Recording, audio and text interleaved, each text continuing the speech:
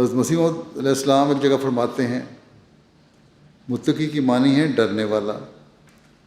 ایک ترک شر ہوتا ہے اور ایک افاظہ خیر. متقی ترک شر کا مفہوم اپنے اندر رکھتا ہے اور موسم افاظہ خیر کو چاہتا ہے. متقی کا کام یہ ہے کہ برائیوں سے باز آوے.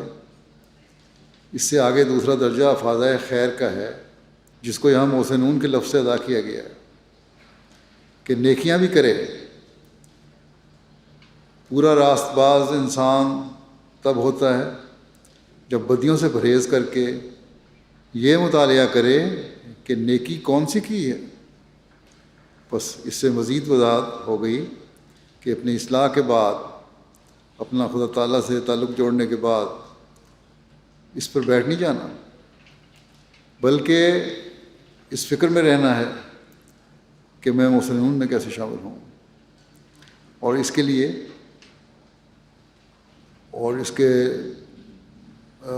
اس کے لیے حقوق العباد کی فکر کرنا ضروری ہے. پھر آپ نے ایک جگہ اس بارے میں مزید فرمایا کہ بے شک اللہ تعالیٰ ان لوگوں کے ساتھ ہوتا ہے جو تقوی اختیار کرتے ہیں اور جو تقوی سے بھی بڑھ کر کام کرتے ہیں، یعنی محسنین ہوتے ہیں. یہی حقیقی نیکی کی علامت ہے اور یہی کامل ایمان کی علامت ہے.